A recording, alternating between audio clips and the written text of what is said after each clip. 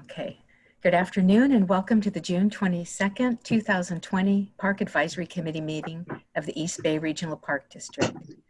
Chair Rickard, would you like me to take roll call? Please take a roll call. Thank you. Board Member Colin Coffey. I'm here. Thank you. Committee Chair Rickard. Here. Vice Chair Obringer. I'm here. Good to see everyone. Member Andrade. Here. Member Best. Here. Member Brubaker. Here. Member Buren. Here. Member Burke. Here. Member Carey. Here. Member Corkin is absent. Member Deschambault. Here. Hi, everybody. Member Dieter. Here. Member Gregory. Member Gregory. He is here. Yes. Yes. Member Ho. Here. Member Lacey. Here. Member Nason. Here. Member Robinson is here. Member San Juan. Here. Member Skardoff. Here. Member Sitsui. He's present. And Member Williams. No, Is not here. I don't believe he is. No. And staff present today. Let's see. Chief of Government and Legislative Affairs, Eric Fuller. AGM of Operations, Jim O'Connor. CFO of Finance and AGM of Management Services, Deborah Acker. Jeff Rasmussen, Michelle Strawson O'Hara, Kim Belingett, Matthew James, Andrew Waller of PrimeGov. Did I miss anybody? I believe Juliana is here. Oh, I'm sorry. And Juliana Schirmer. I'm here. Thank you. Thank you.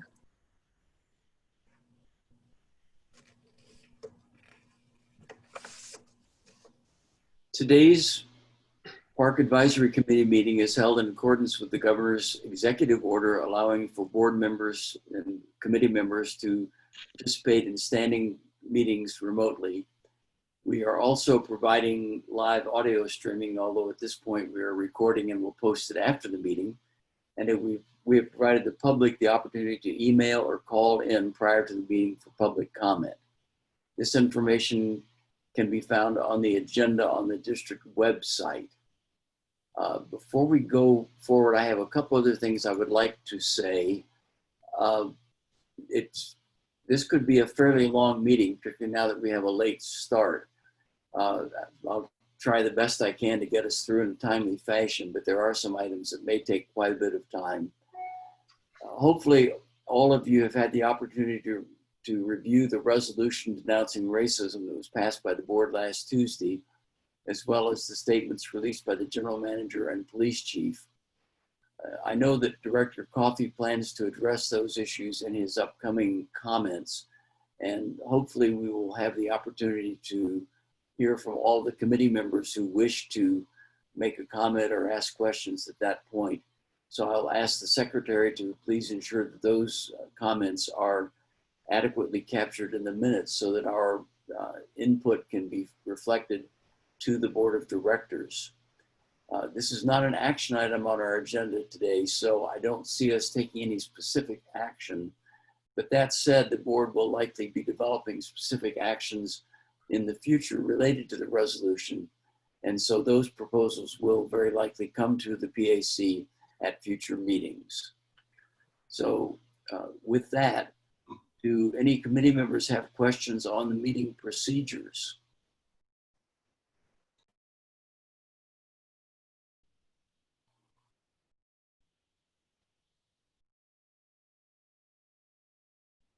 Okay.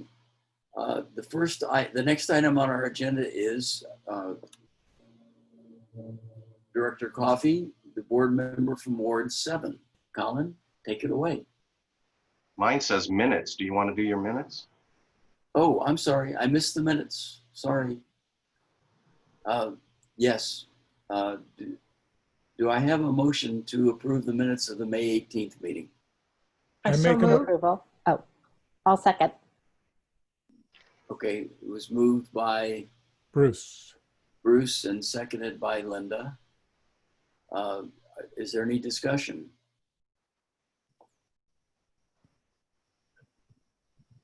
If not, Secretary, please call the roll. Thank you, Chair Rickard. Vice Chair Obringer, Aye. Member Andrade, Member Best, Aye. Member Brubaker, Aye. Member Buren, Aye. Member Burke, Aye. Member Carey, Aye. Member Deschambault, Member Deschambault, Member Dieter, Here, or yes, rather. Member Gregory,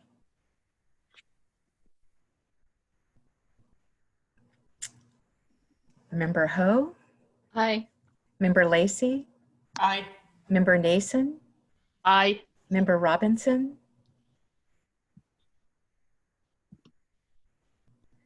Aye. Sorry, my computer had a meltdown and I'm back now. Member San Juan, Aye. Member Skardoff, Aye. Member Sutsui, Abstain. Member Williams is absent, I apologize. Chair Rickard. Aye. Okay, so we are missing a couple of members. All right. Thank you. It is the majority. Thank you. Yes, it is. I will now introduce Colin Coffey, the board member from Ward 7, for his comments to us. Thank you very much, Rick. It's always good to be back with the PAC and your membership. My origins in Park District leadership and governance, of course, started in 2001 when Ted Radke appointed me to the PAC. So in a world that is very much full of depressing news these days and a depressing environment, I wanted to Thank you. put it in the context of a couple of happy things and a couple of ways in which I am extraordinarily proud of this park district.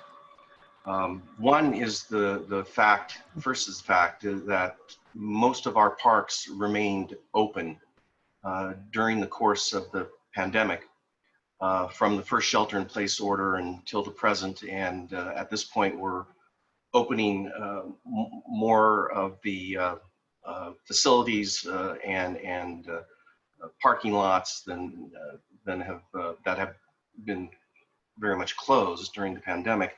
And I understand Jim O'Connor is going to address the opening plan, so I won't go there, but I just wanted to reiterate how proud I am of our workforce, our rangers and public safety personnel who were in the front lines, and our management team somehow managing to assure our employees and our park users that they would have healthy and safe experiences continuing to have access to our parks,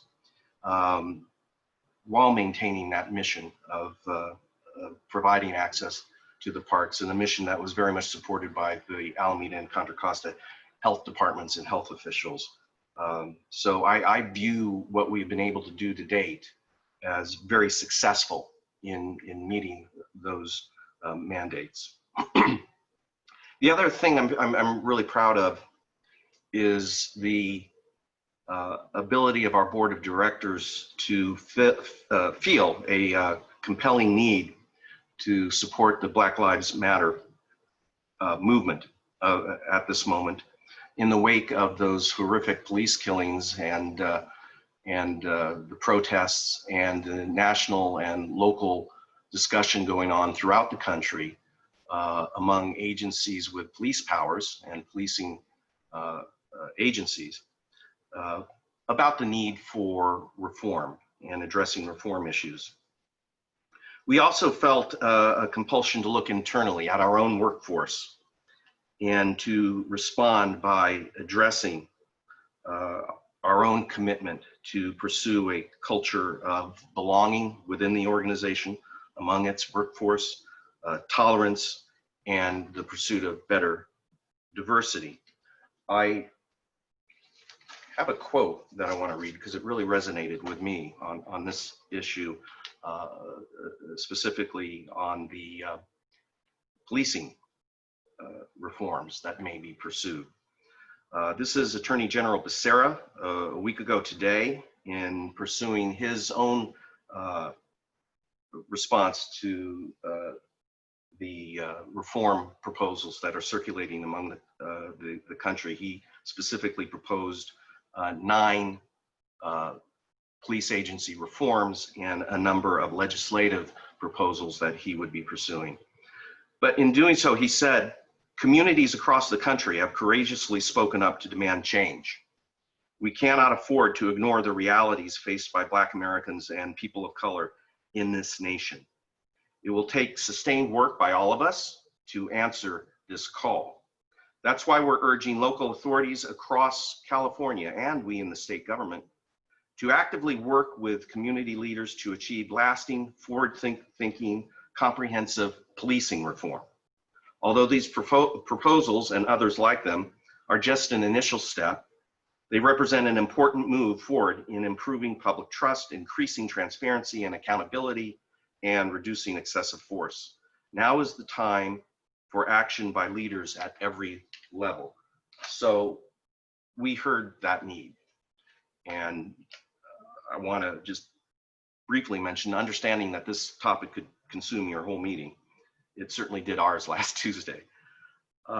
What have we done? We did pass the resolution that Rick referred to, and hopefully you've all had an opportunity to review it. Resolution of the East Bay Regional Park District announcing racism and standing in solidarity with Black people and all people of color. At the same time, we passed a motion that requested that management begin discussions with our labor unions on implementation of action plans submitted by AFSCME 2428, 11 specific proposals set forth in their draft resolution, and management will be meeting with our labor leadership to discuss implementation of those actions.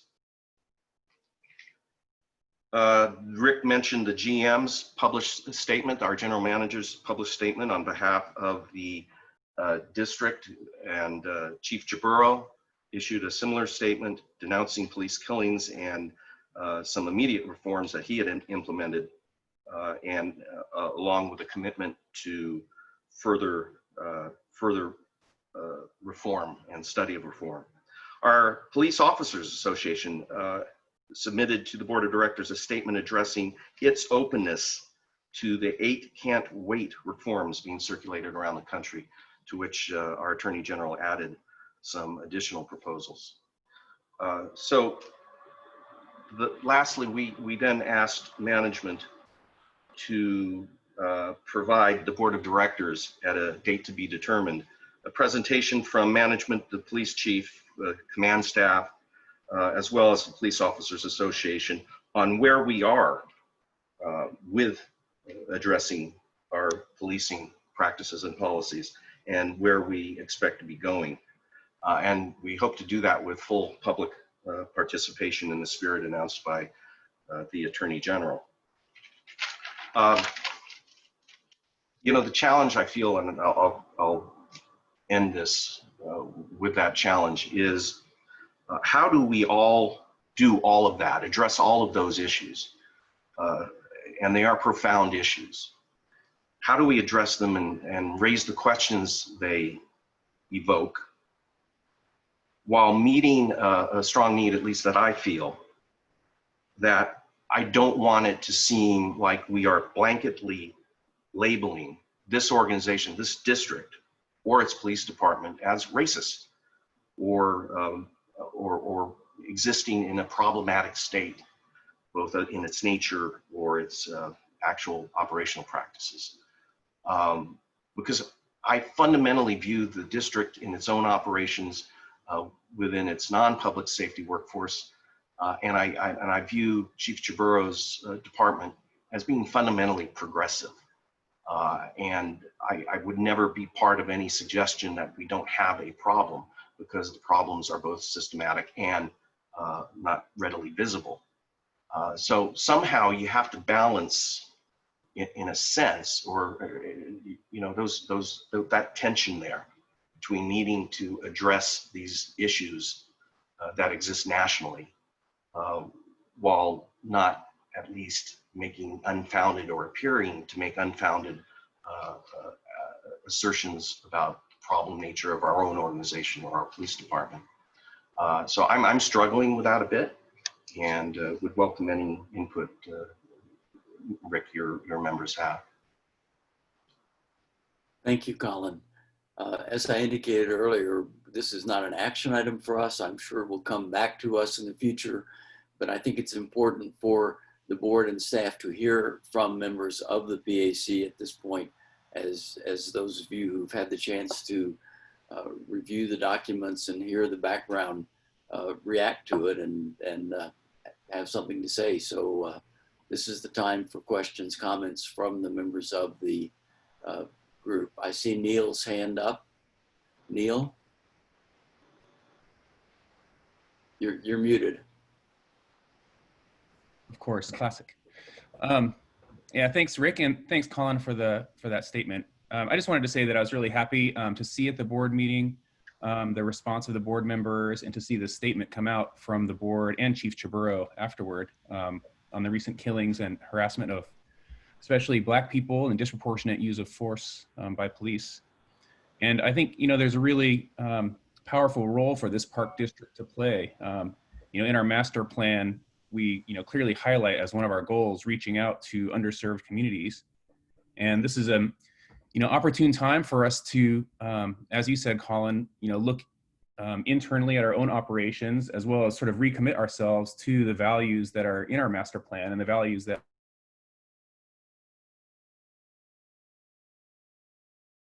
I think all of us share. And I think to get swept up in it in the moment, but I think that one of the important things for us to do here is to remember that this is a long-term effort. And so although we're taking actions now, I think we also have to commit ourselves to following through once a lot of the hubbub has subsided, and make sure that we keep our sort of eyes on these goals that we have. So thank you. Thank you, Neil. Are there others who would like to comment, question? Hi, it's Adela. Hi. I just have a question. This just kind of raised a question for me. I'm not sure what the answer is does our police force participate in, and they must, mutual aid? And so I'm just thinking that when they are assisting another police force through mutual aid, we need to make sure that we also include guidelines for them when they do that. So let me respond to Dilla. That's exactly one of the questions that the board put to management and to our police leadership, and we will be hearing from them. It's one of the more difficult issues that we have, and I just want to assure you that it is going to be front and center as part of this feedback at this meeting to be determined in terms of its timing. But I don't want you to get into in-depth discussion tonight and consume your meeting with the various details of the police department. We do have those mutual aid agreements, and they're going to be on the table. We're going to be discussing them. Good. Thank you. Igor. Thank you.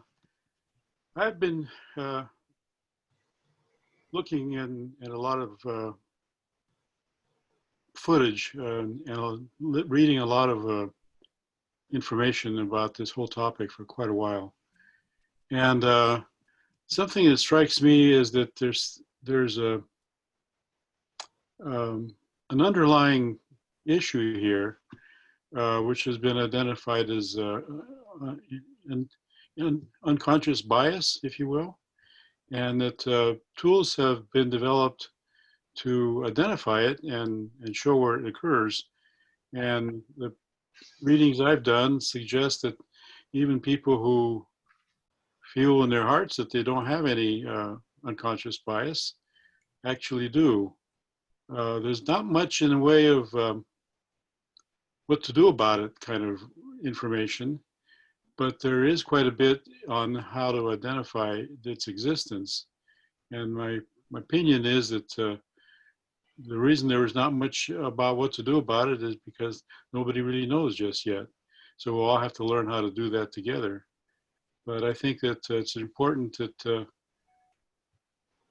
we, as an organization, as a park organization, renew our dedication to inclusiveness and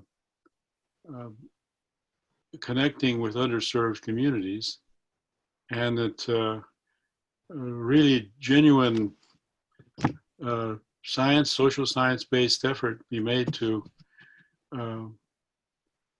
identify places where we can productively address the the implicit bias that pretty much universally exists, and we just need to find ways to deal with it and make sure that it does not determine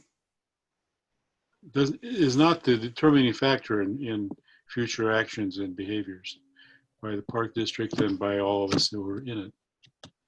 Great. Thank you, Igor. Just a comment that I will make. I can't see everybody on the video, but if you want to raise your hand and get my attention, if you open the participants list, there's a place to click on raise hand at the bottom of the screen, and that's the easiest way to be noticed in this large group. Anyone else who wants to comment, question, Colin? I don't see the raise hand option, but I would like to. Okay, go for it. All right, it's great to see the Park District making an effort to address this huge issue. And when it comes to systemic racism and internal bias, definitely things that there's a lot of information out there on. A number of books, including ones that I've studied over the years. The one that I tend to turn to as far as approachability, because it's pretty easy to understand. There's good examples, is by Dr. Beverly Tatum, and it's Why Are the Black Kids Sitting Together in the Cafeteria? And it's a lot of good information there. But coming from a police family, because my father is a retired police officer, so it's kind of seeing two sides of a story here for me, and him, because we've talked about it a lot. But there is the systemic racism that comes up in the training when you come to police officers too, and bias that's there. So that's something that we need to look at and address as well.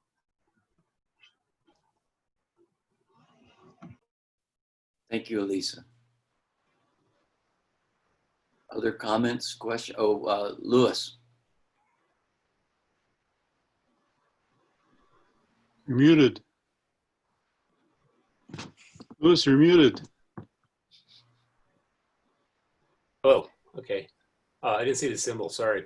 I want to commend the board for taking this review, this action, because it's really important. You know, we do a good job, and I think we serve a diverse community, and I think sometimes something happens. We don't, something like a racist incident or some violent incident could happen without us thinking about it, because we just haven't been paying attention, because we do otherwise good work. And it's really good to review this, and especially when we have these, you know, we're an agency with a smaller police force that's kind of a specialized police force. They've been, I haven't heard of any problems lately, or ever actually, but it's good to review that and just to make sure that we're serving the public the way we should be. So I commend looking at that and just, you know, taking the time to review it, because I think every agency, public institution and private institutions should be reviewing their policies, and it's good that you're doing that. Thank you.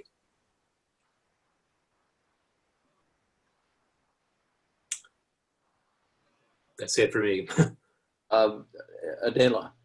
Yeah, and this is probably a big duh, but don't forget in looking at this that to really make use of the community outreach folks, all the efforts that Mona Coe has done. She's done some really, probably made some really good contacts with nonprofits that could also assist, you know, when the park district has something they want to move forward on. Good point, thank you.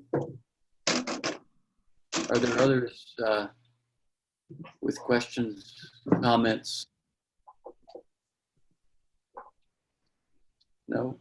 Well, I was one of the people who listened in on that entire marathon session last Tuesday. And as Colin said, it was long and very in-depth. And I was impressed with the information that was shared. And I'm sure that there will be a lot more coming out of the board and sharing with the PAC in future months. And so I join my fellow PAC members in commending the board for the actions they've taken, and we'll go forward from there. Thank you, Colin. Thank you much. And I've taken some notes, and we'll make sure these issues are brought to the attention of the presenters when we do have that meeting. Great, thank you so much. Is Carol Johnson available for the foundation update, or is that going to be Juliana? This is Juliana. Hello, everybody. Hi.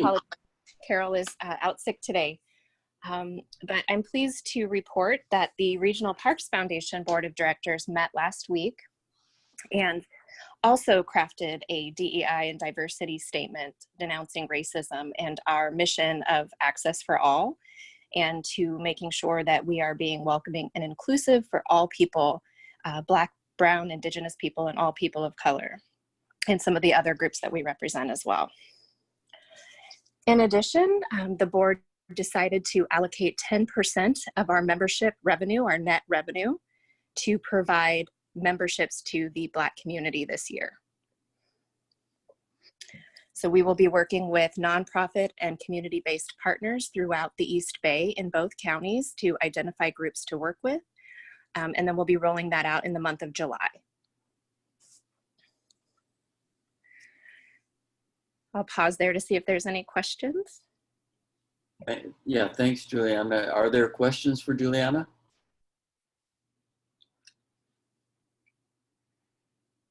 Oh, I guess not. Okay. The other update I'll give just really quickly is that we did just put out our campership appeal, and we've also continued asking people to support us through their memberships, either by purchasing or renewing. We recognize that some of the parks are not collecting fees, but that's still an opportunity for us to raise funds in support of the work of the Park District. And we've been incredibly impressed with the support that we've received so far. Many people write us notes and they're giving us gifts in addition to their memberships. So we're just really thrilled with the amount of support that we're receiving during this time. And that's it for today. Great, thank you. Does anyone have questions for Juliana? No? If not, thank you for that report. Madam Secretary, do we have any public comments? Thank you, Chair Rickard. We received no comments via email or the public call-in number, but we do have one live public comment today. Mr. Kent Wegener. Sir, are you here? Yes. Are you able to hear me? Yes, thank you. We can hear you. Okay. Please make a comment, and we'll look forward to hearing from you. Wonderful, thank you. My name is Kent Wegener. I'm representing the United Nations Association East Bay Chapter, which covers Contra Costa and Alameda counties. Very similar, if not exactly the same, geographical representation as the East Bay Regional Park District.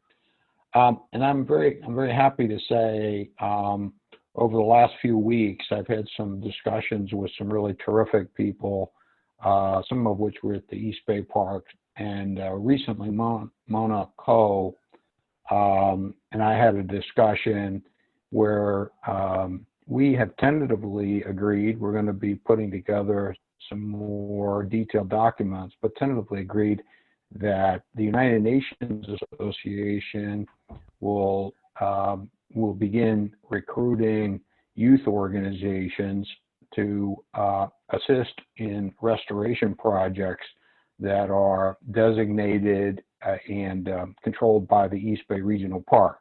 And the first two projects that she has tentatively identified is Roddy Ranch, and the second one is the picnic area at Lake Chabot.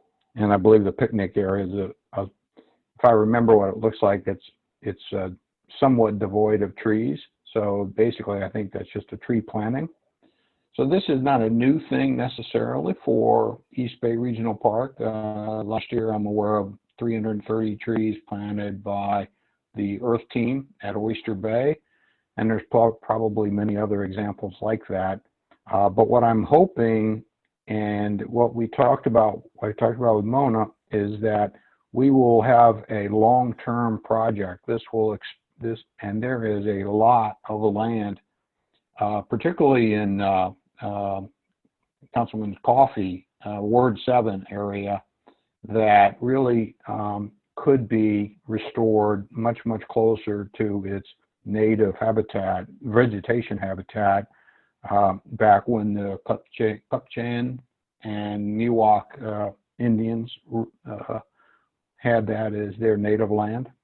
And so I'm hoping that and expecting that East Bay Park will, embrace a lot of restorations and stack one project after another, so that we'll be able to keep, hopefully thousands of youth involved year after year, and not the same ones, of course, but the same organizations. So that's our goal. And I just wanted to share that with you briefly on this call, and entertain any assistance, help, advice that this organization would have for that activity. Thank you for your comment. That sounds like a worthwhile effort, and I'm sure Mona will be a good resource for handling that going forward.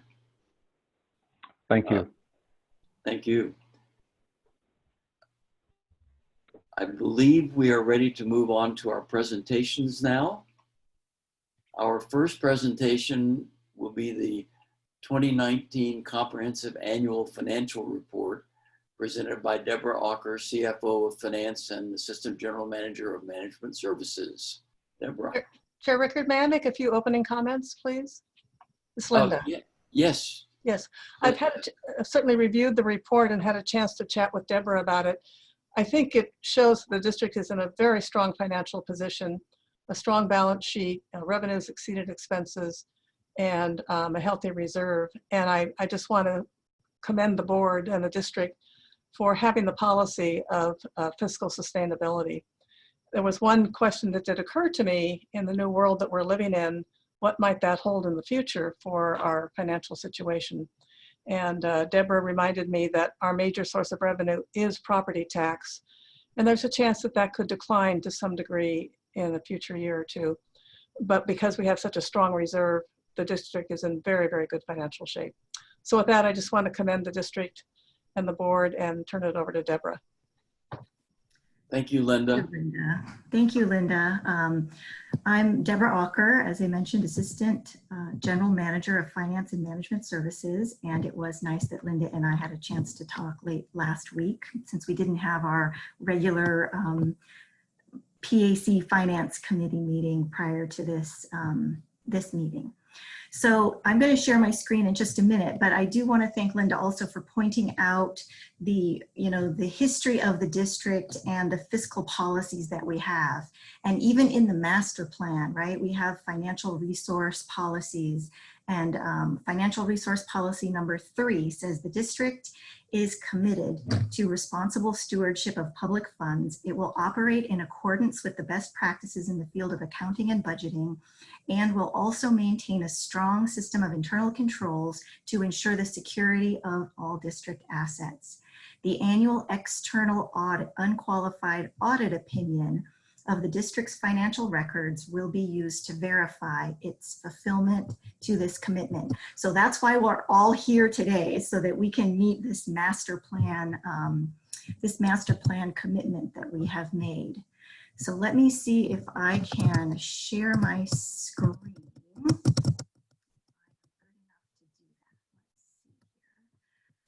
And we will do a brief overview of our, it's our financial report for December 31st, 2019. So just last December.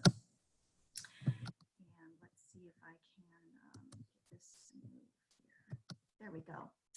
All right, so as we mentioned, we have strong district policies. We have our audit based on state law, bond covenants, and district policies. And the goal is to get this letter from the auditors, this letter that says that the financial report is presented fairly in all material respects. It presents the financial position of the district in conformance with governmental accounting principles. And so we have that letter. We have a clean, unmodified audit opinion from our auditors. These auditors are, if this is the first year they've audited us, Brown Armstrong Accountancy Corporation, and they actually had to do their audit virtually this year. They came in January and they did their regular test work of getting to know us. So they were on site, but then when they had to come back for final field work, it was all virtual, which is amazing to me, being an auditor carrying around boxes of papers in my past. So, so the audit went very well, and we have a clean opinion on our financial report. Also, they review our internal control systems, and that is really important. We had no material weaknesses in our internal control system, and really just minor recommendations of how we can improve things. And those will go to the finance committee and to the board. But things like tightening up our IS policies and some things that we can do on the technology side. But otherwise, they felt that we were in pretty good shape. So that was wonderful. And, you know, besides the fact that this CAFR is sometimes hard to read, so Lynda reading through it, I really commend her, because it's sometimes seems a little boilerplate, but that's because they want all the CAFRs to look the same and be comparable across the jurisdictions. And so the Government Finance Officers Association puts forward a lot of standards that we follow, along with the Government Accounting Standards Board. And we submit our CAFR every year for an award. And just this, for last year's report, is our 19th consecutive year of receiving this award, which just lets us know that we're doing everything in the manner that is recommended in the industry. So that's all good news. So I'm going to go through a few of the numbers. I'll try to get through this quickly and we can see if there's any questions. But the way we do our financial reporting is kind of in 3 different levels. So we start at the district, the government-wide view. They wrap everything into one big balance sheet. And that's the first picture we're going to show you. And then I'm going to drill down a little bit into what we call governmental funds, which is a different basis of accounting. And then we'll look more specifically at the general fund, which is the main operating fund of the district. So when you look here at the rolled up position, this is also what's printed in your packet, is the government-wide or the district-wide view. And you can see kind of historically how we have grown our net position. And I always like to point out that you know, we're a little bit different than other agencies because we continue to grow, we continue to expand, we continue to buy land and increase our capital assets. And you can see based on this chart that as our net position grows, you can see that our net investment and capital assets have already also grown. So, you know, the net investment numbers grew 25.3 million of that 62 million in growth. So also when I say the government-wide view, right, for governmental accounting, when you're just looking at governmental funds, you're not really talking about these long-term pension liabilities. This view wraps all the details together. So it puts all of our capital assets, all of our long-term liabilities. So it includes the 127 million of pension liabilities. It includes the 178 million of long-term bond debt that the district has.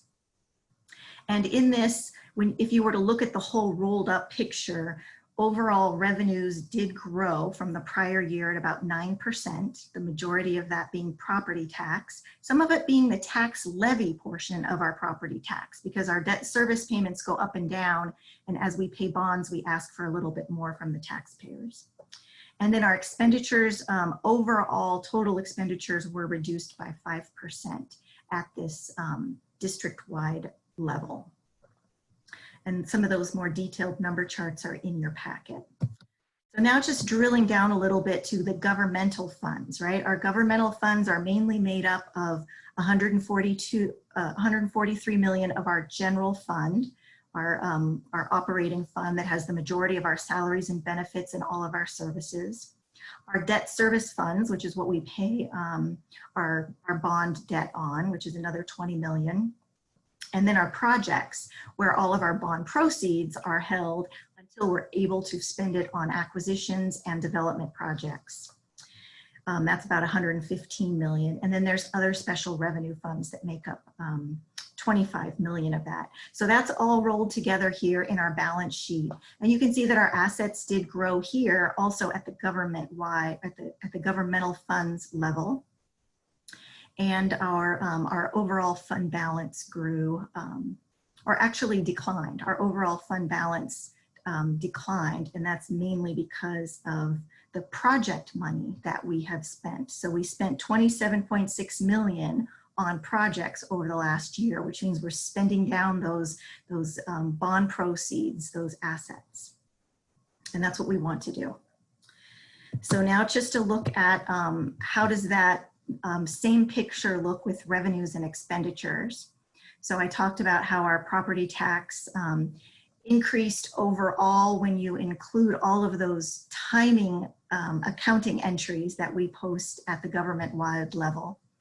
And here we can also see that our interest income was much greater in 2019 than it was in 2018, along with our property tax, for an overall 10% increase in our revenue.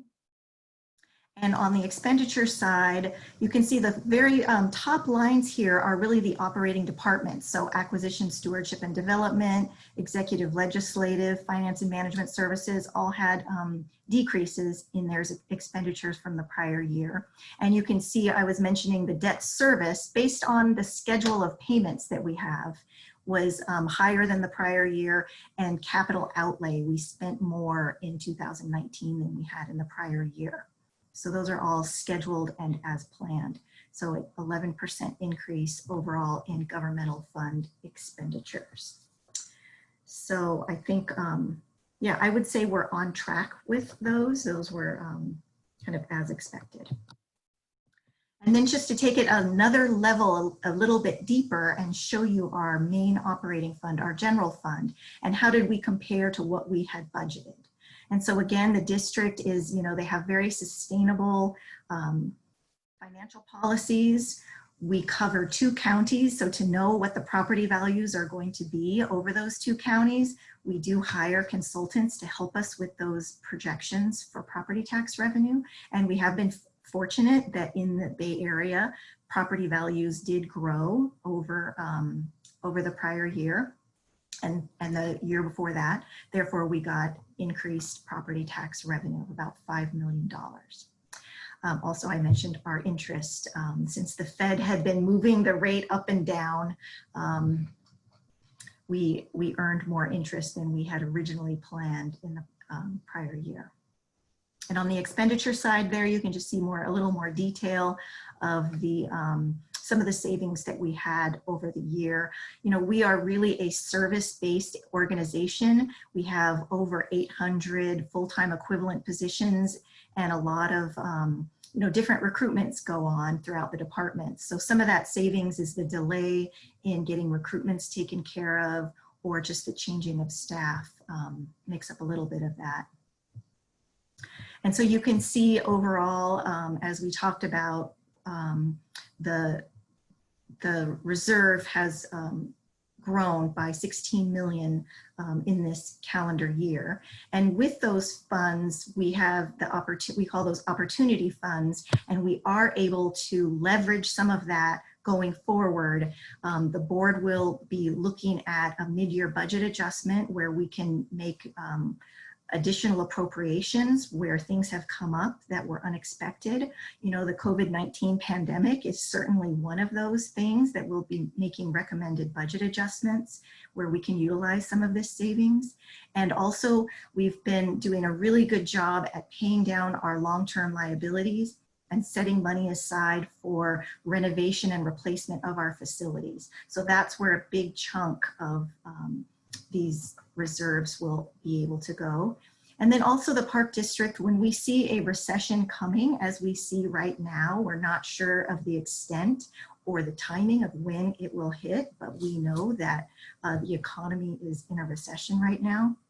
And so we have the opportunity to hold some of this money as what we called in the past smoothing funds to get us through these tough times that we see that are coming. Like Lynda said, property values, we're watching them like a hawk, but there hasn't been a lot of information showing what these new trends are going to be. Employment is really one of the only criteria that we can watch right now. And until some of this temporary unemployment becomes permanent, we have a great opportunity that things are going to get back to normal, but we just have to wait a little bit longer and see how that's going to go. So as I mentioned, long-term liabilities is a big focus. We want to do the right thing and make sure we're addressing these and putting money aside to pay them down. So the district has the first two lines on this list are the closed plans before we switched over to the CalPERS pension plan. And so a closed plan means that new people can't join it, and we're just making sure we're meeting the commitments to those retirees. There's you know, just over 6 million in that account. And then our regular pensions are 120 million in liability. And then we have the OPEB liability is retiree medical. So the good news is those overall liabilities decreased by almost $12 million from 2019. Some of that sometimes has to do with the market, where the assets are at December 31st, makes it look like a really pretty picture. And as the, you know, the volatility of the market, things go back and forth. We also have our pension trust that we had created several years ago, and we've accumulated $7.4 million in that so that we can address long-term liabilities, smooth these pension rates as they go up and down. So we can see here from this chart, this is showing our funded status of our retirement plans. And so we have been making progress where we have been paying down our long-term liabilities. But you can see the very bottom of the chart, that lighter yellow color, is our largest plan. That's our PERS miscellaneous plan. It's 72% funded, so that's not bad, but we have a little bit of work to do, you can see by looking at that chart. The other ones are making great progress. They're much smaller than the miscellaneous plan. So I think with that, that's my high-level overview. I would love to answer any questions that anybody might have now or after this meeting's over. We're going to take this to the Finance Committee on Wednesday if you want to hear this presentation again, and then it will go before the board for acceptance in July. So thank you. Thank you, Deborah. Questions? Hi, this is Neil. I have a question. Sure. Thanks, Deborah, for that excellent and interesting report. I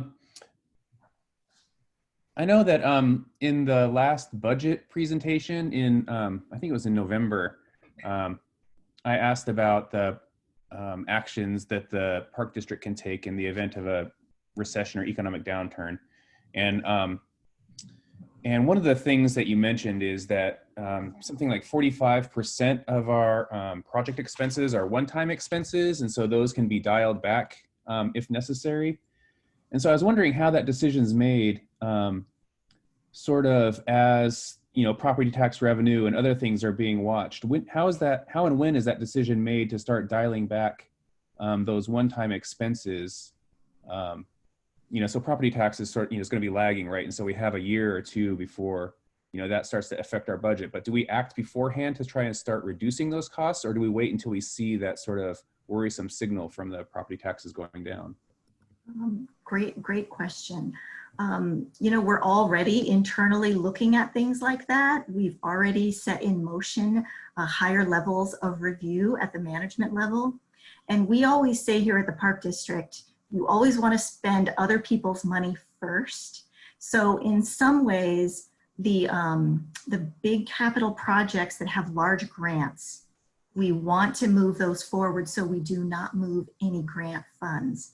Besides keeping an eye on property tax, the biggest threat to this district is the state of California. And, they are already working very hard on their budget. I think Eric will know better, but, it's a $54 million deficit when we did the May revise. 54 million. So, keeping an eye on all the grant requirements, the grant deadlines, and projects that are close to being done and are grant funded are a high priority. Other ones that are in the permit process, it takes years and years to get permits, and we work with a lot of other agencies. As you know, we're collaborating with other landowners and other governments to get projects done. Especially in the acquisition area or when we're getting land dedicated to us. So we don't want those to slow down. So we look at things like that as we're going out. The other thing we're looking at is, well, if the economy's down, are we going to get better pricing if we go to bid on a project? So if we think we're gonna, if we have a big capital project and we think, wow, if we went to market now, we could save a lot because the contractors are hungry, then we might look at going forward with that in this type of environment. So those are all things that we look at. Great, thank you. Lynda, you have a question? No, No, Lynda Deschambault. Oh, Deschambault. Sorry. The other Lynda. I think in part it was just answered by Neil's question, but just generally, 4 to 5 million of unplanned revenue is a nice problem to have, that's for sure. But I just was curious if there was anything odd in the market that caused such an unanticipated adjustment, or is that money that now can be counted or budgeted going on forward? It just seemed like a pretty large chunk, and didn't know if you had any more details on that. Thanks for that question. So we do always treat any of this savings as one-time opportunity money. So when we're looking at it, there's lots of reasons why we have these savings. Sometimes projects don't move forward in the timing that we expected. I think you all know a couple of those, but we're trying to move things forward. And so we do treat that money as one time. And then as we're going forward with the future budget, we do our revenue projections, on that, based on going forward, but not based on what that savings is. So I guess I was asking about the unexpected returns on the tax, property taxes. Did something happen in the market, like a big sale or upgrade or uptick, or just our estimator just was off in his estimates? I think we're only 3% off in our property tax revenue estimate. Oh, so you got to look at the whole dollars. Okay, yes. I got it. So okay. It's actually it's getting pretty tight. When I first got here, I think we were closer to 5 or 6% of budget. So I feel pretty good that we are, we don't want to overshoot it.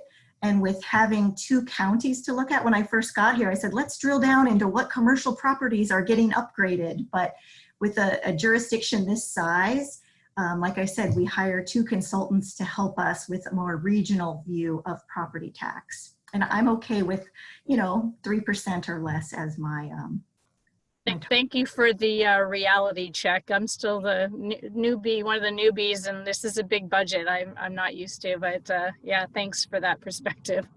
Appreciate it. It's really well done and really well presented. I really appreciate all your hard work.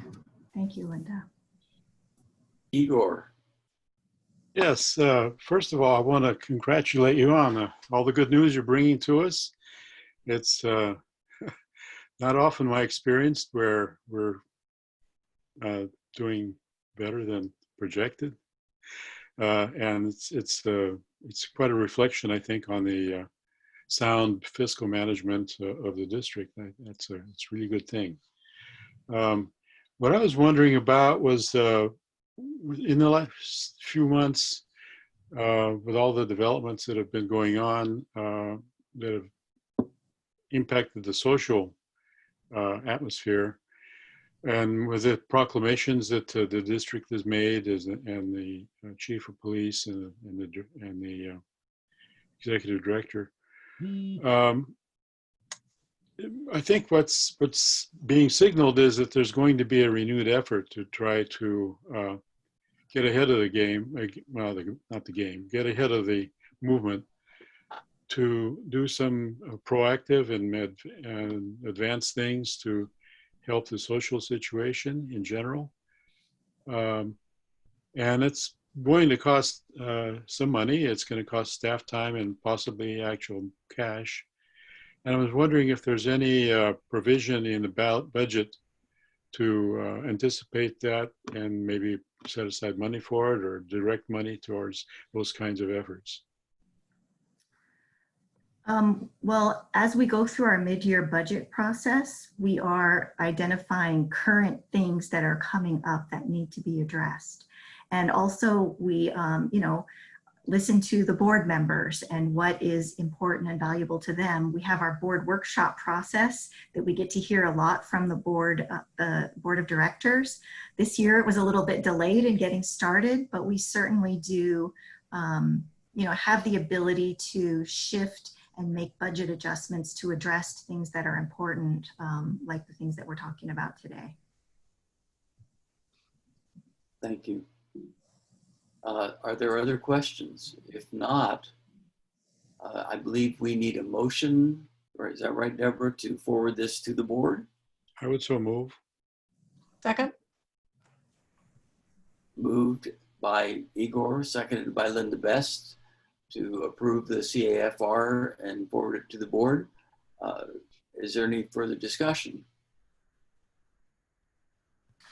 Hearing none, Madam Secretary, would you call the roll? Yes, thank you, Chair Rickard. Vice Chair Obringer? Yes. Member Andrade? Aye. Member Best? Aye. Member Brubaker?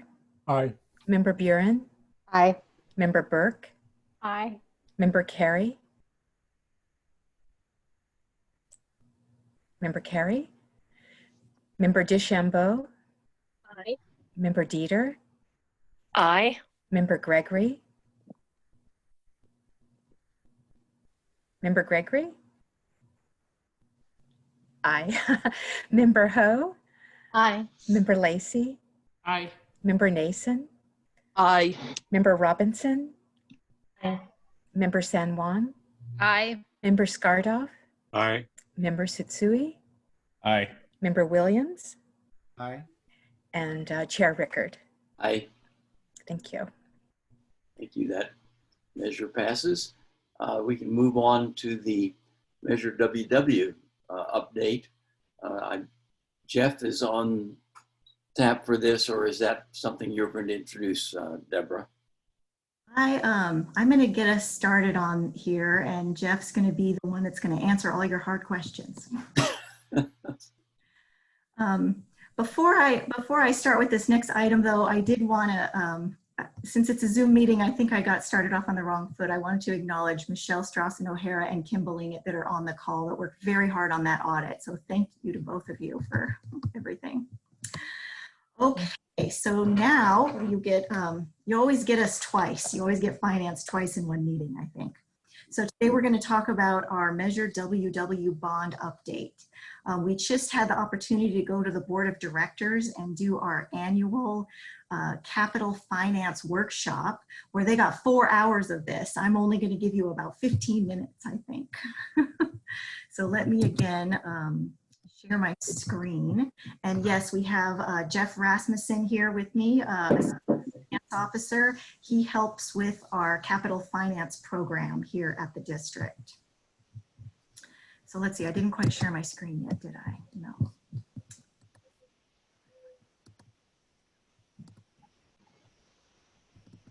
How's that? There we go. All right, so this is our WW bonds. And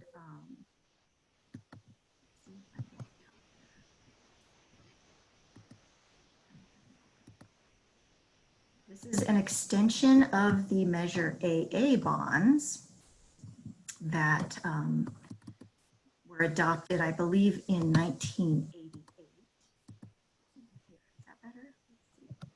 Okay, so this is our Measure WW, which was approved by the voters in 2008 as an extension of the prior bond issuance of Measure AA bonds. It has a capital acquisition and development component and a local grant component that we're going to update you on. First thing I wanted to do is just show you the map and just talk about the geography a little bit. So in our master plan, we also talk about balancing the different sectors, the different metros, we call them. And so this is a metro map with the wards behind it, but we divide the district into 3 different metro sectors based on population. And then every so often we do a estimated update, but really the census is going to change that balance. So as we get the 2020 census data in the next couple of years, this map might shift a little bit depending on the population growth in different areas. So we have the Diablo sector, the West Metro sector, and the South sector. And the next 2 maps I'm going to show you is interesting because it shows some of the carve-outs of the district, right? We didn't incorporate all as, the entire 2 counties. We started off with just certain sections and then we annexed over time. And so the next map here is showing you, this is in Eastern Alameda County. This is what we call Murray Township. And in Measure AA, when it was originally adopted, I think it was probably because there weren't a lot of parks out here, there weren't a lot of homes. Maybe it was based on the polling. We did not include Murray Township in the Measure AA bond issue. That means this area, no one's paying the taxes on the debt service. And also it means, unless the board members decide to use some of our contingency money, there's not allocations in this area. So, so they don't get all the capital money. Certainly Ohlone Wilderness is included, but Del Val being a state park wasn't included. Brushy Peak, we purchased that with general fund money in conjunction with Livermore Area Recreation District. So just wanted to point that out, that it's not always just the 2 counties. And so this area doesn't receive capital funds. And then up in Eastern Contra Costa County, it's the opposite. Here, when we incorporated this area, which is called the Liberty Union High School district, that's the boundary that we have here, we annexed this without any operating funds. No property tax came to the district as part of that annexation. So instead, the district adopted a lighting and landscaping district, but that FAR is, does not cover the operating costs now of this growing area. So this area does include capital money, which is great, but it's lacking in operating money. So here now we'll just kind of dig into the bonds. I mentioned they were approved by the voters in 2008, $500 million worth of capital bonds with $125 million going to the local grant program. Also, that's how Measure AA was. It had a local grant program. And so therefore, $375 million are available for district capital projects. 75% of that amount is supposed to go towards acquisition and 25% towards development.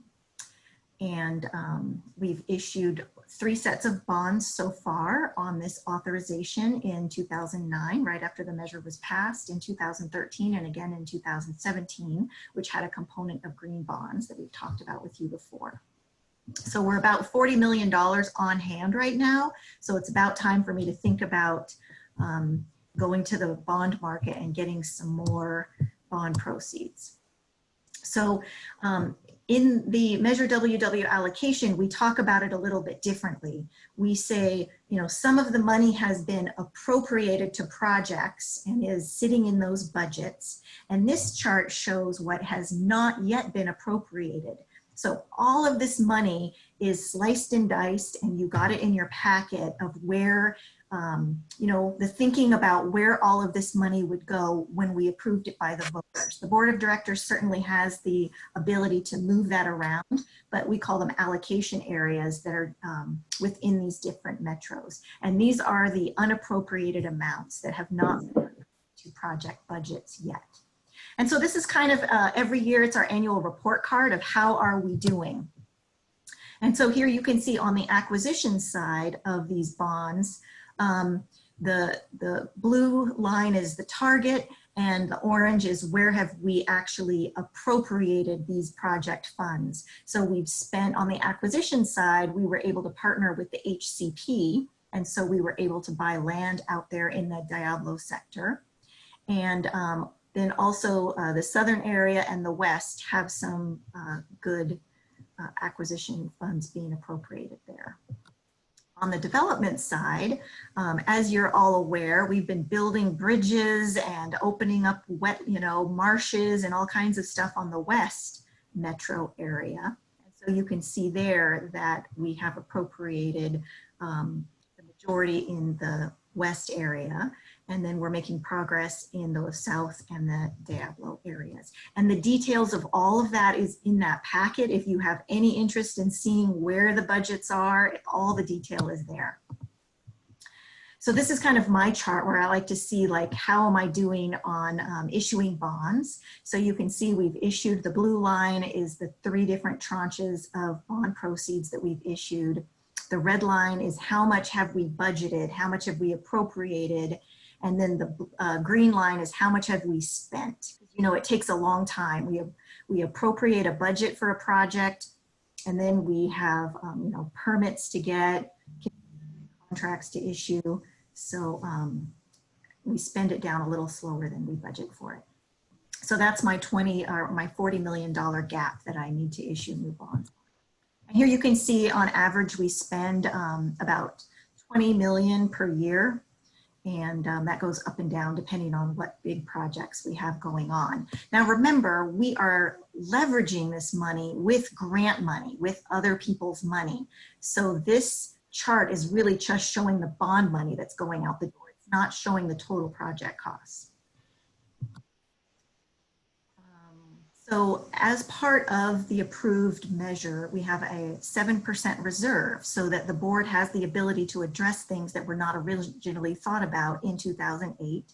That started at $26 million. Our current balance is $20.8 million. And, you know, we think of using this reserve in different ways. It's the discretion of the board. But when staff sees projects that are really important and maybe we've spent down the funding in certain areas, for instance, Pleasanton Ridge, right? We got all those great acquisitions and we've spent down some of that development money. So to build Tyler Staging Area and GARMS, we might be asking, can we tap into the reserve funds? Similarly, out at Crown Beach, we have these GSA property that we purchased. We need to get busy on developing that at some point. So the reserves have been spent on pretty big projects historically, projects that just needed a little bit of funding to finish it off. The Atlas Road Bridge project at Point Pinole, the Dotson Family Marsh at Point Pinole, and then Pinole Shores Bridge. Also Golden Gate Field, San Francisco Bay Connection, which is just now open. I mentioned again, when we issued our green bonds, we did hire a third-party assessor to make sure that we, had policies in place, we had criteria, and every year they're looking at where we're spending the money and we're issuing an annual report. This one's from last year. We're working on the 2018 report, and that'll go to the Finance Committee soon. So now I'm going to turn it over to Jeff, and he's just going to give you some highlights of the WW Local Grant Program. Great. Well, thank you, Deborah. This is Jeff Rasmussen, Assistant Finance Officer. And she mentioned at the beginning of her presentation that $125 million of the original $500 million goes to the WW Local Grant Program, which we then— Jeff, we can't hear you very well, Jeff. You might have to make it. How about if I get closer? Can you hear me now? Better? better. Thank you. Thank you. Jeff Rasmussen, Assistant Finance Officer, and there's $125 million in WW that's distributed to the 47 local agencies all around our jurisdiction. So we're in the 12th year of our program. This began in 2009, and in 2018, the board issued a 3-year extension. So now the program is set to expire in 2021. And at last Friday's board workshop, we suggested to the board, and we actually got a request from a grantor, that there might be a need to further extend the program. These are tough times to get projects done, and it takes a lot of work, as Deborah said, to get projects done, so we may be exploring another extension of the program. But to date, we've approved 239 projects valued at $120 million. That's 97% of the $125 million originally. And 187 of those projects have been completed, with approximately $102 million paid. About 81% of the program has been completely paid out to the local agencies. 2 last things. One, Deborah did mention that for WW as their exhibits, and there are some great exhibits for the local grant program in your packet as well. Every grant to every agency is described in there. Its amount and its status is there for your review. And then finally, not directly related to local grant, but very similar, is the Urban Creeks program. This is actually part of the traditional WW program, but in 2018, the board awarded 3 grants to local agencies totaling $1.5 million through Urban Creeks projects. Those agencies have up to 8 years to finish the work, and to date, though, that $1.5 million, agencies have only requested about $155,000 in repayment on those creek projects, because again, they are very difficult to complete. So that is the end of my update on local grant program, and Deborah and I will take any of your questions.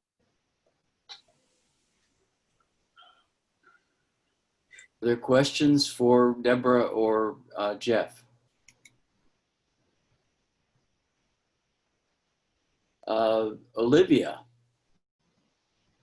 Hi, yes, thanks so much. This is such a great overview of WW. My question's about the Urban Creeks program and more information about that. I know I also sit on the Zone 7 Water Agency Board, and we have a system of arroyos out here in the Tri-Valley region, and I'm curious for just a little bit more information. We can also take this offline too at a later point in time.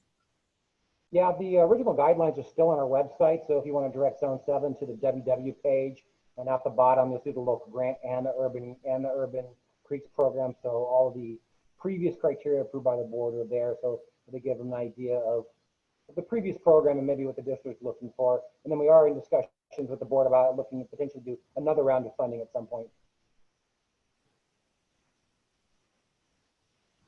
Thank you. Adela? Yes, thank you. Jeff is actually aware of this question. With COVID-19, I know that some of the local agency project proponents have had their projects delayed. And so wondering whether there will be any extension on the deadline for expenditure of Measure WW money. Well, as I mentioned, we've indicated to the board that we may need to request an extension. We are asking all the local agencies to submit a request if they're having such trouble, and I know that a granting agency has done that. So yes, we'll be working with agencies to collect information, see where they're at, and if they request extensions, and then if necessary, we look to go in May of next year and potentially ask the board for an extension program. Thank you. Lewis. Yeah, hi. So once you issue a bond, how long do you have to spend that money? Number one. And number two, when is Measure WW actually wrap up? Because it's almost, I think it's been a number of years now. So I just wonder how many more years to wrap it up. Thank you. We don't have an end time to end the allocation, but certainly with issuing non-taxable bonds, there are a lot of regulations that we work with our bond counsel on. Typically 4 years is the maximum that they want you to hold proceeds. You know, sometimes that works out for us, but that's why we do it in smaller increments over, you know, 2 to 3 year periods.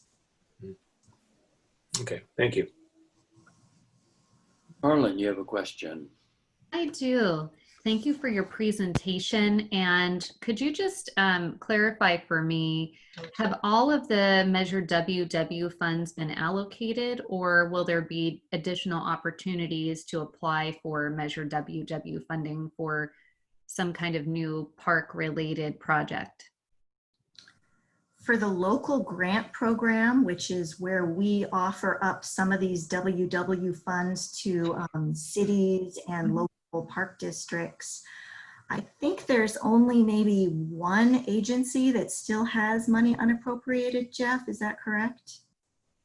That's probably true. I don't want to put that agency on the spot, but it was certainly all allocated. So the local grant was, it's a per capita program, approximately $50 per person per jurisdiction. So that money was allocated at the beginning of the whole program back in 2009, and now it's only up to those agencies to you know, pick projects, complete the projects, and get repaid. The only opportunity for new funds available to the community will be a potential future urban creeks program if the board decides to make another round of that available. Okay, thank you. And the list of all of those projects are, I think, in your packet if you wanted to. Yes, I was going through that. I just thought I would double check. Thank you. And if you look through that, you might find an agency that, yeah, that you live in a community where they have some money left over, and that would be a good conversation to have with that community. Thank you. Andy Carey. Sure. Can you hear me? Yep. Okay. I guess a question I have is, I noticed in the details of the document you included that the money is actually budgeted out to individual parks. Is that the grant money or the appropriation money? So both were, both parts had allocations. As Jeff mentioned, the local grant program was based on what, per capita, Jeff? Per agency. Pretty much a hard number. Based on a certain date, we took the population and we divided up the money. For the part that belongs to the district, the $375 million, when we approved the measure, we broke it down into the plan. And so that is, you know, that's one of your attachments, the narrative of what we're going to spend the money on. And we put money aside for all of those allocation areas. The board of directors has the ability to modify those allocations or move things, you know, as long as it's in the spirit of what the voters approved. Cool. Thank you very much. There are other questions from members of the PAC? Kelly, I see your hand is up. Are you asking to make a public comment on this topic?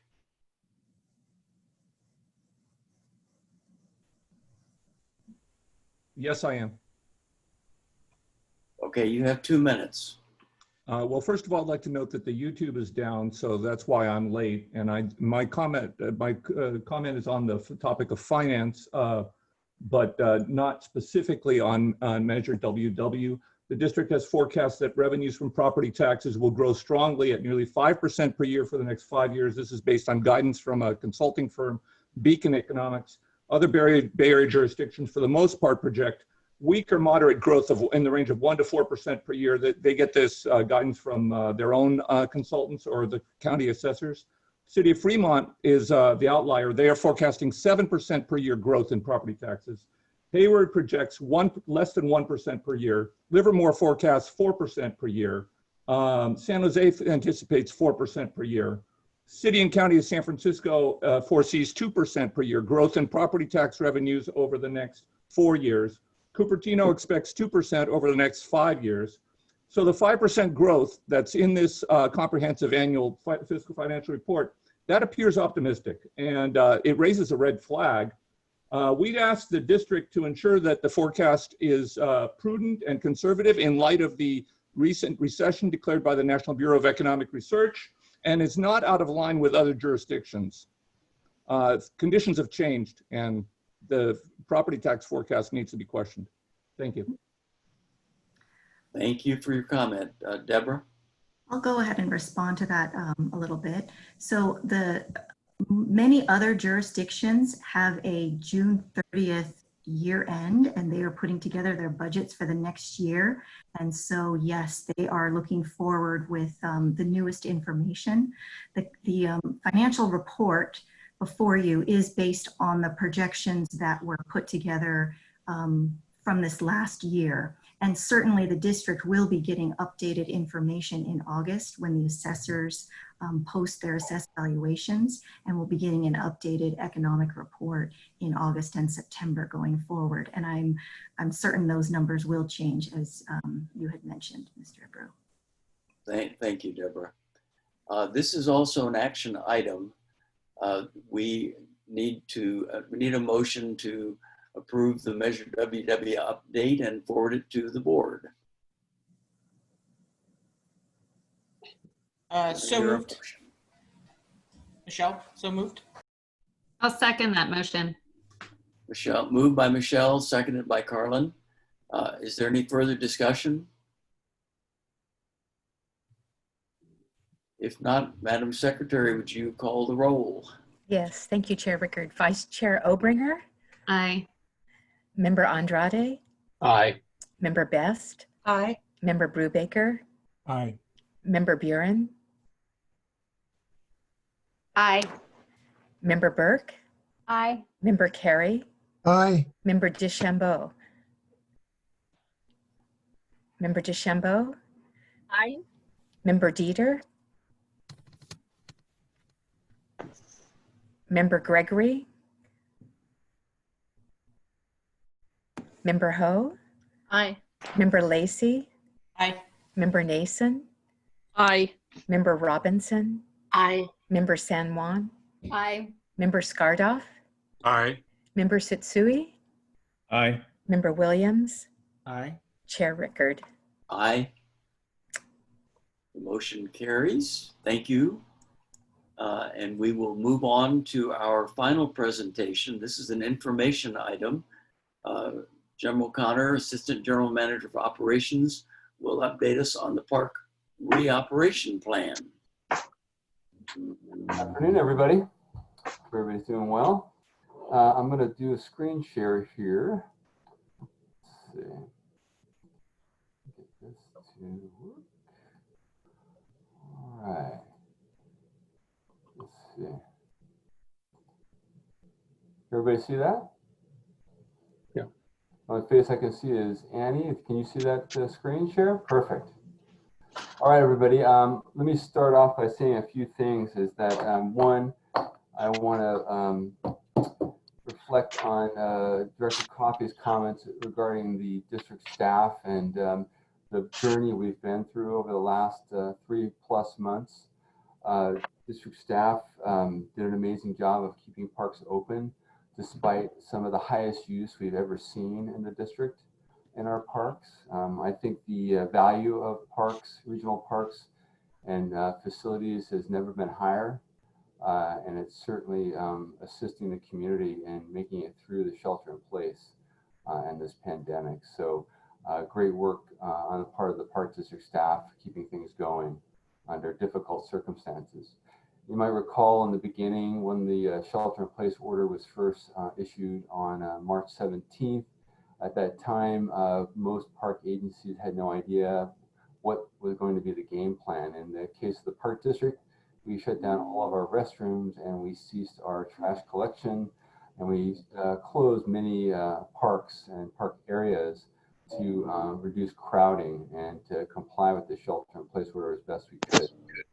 Since that time, we've done a lot of work internally and between agencies to develop some protocols for managing parks, things like cleaning restrooms and collecting trash, and how do you manage, keep everybody safe under the social distancing and sanitation practices in the work site. So we've done a lot of work in developing protocols for that, for park staff out in the field and otherwise. So there's been a lot of work going on. Now, what we're trying to do now is, as the local public health, the state and the local public health agencies are starting to reopen the economy, we're trying to reflect those stages of reopening and reoperate some of our parks and facilities and our programs.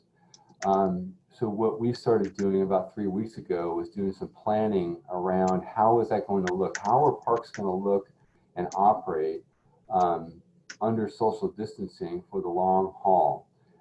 And as you know, you've probably heard me say before, nobody wrote the book for this, and so we're creating that book as we go along.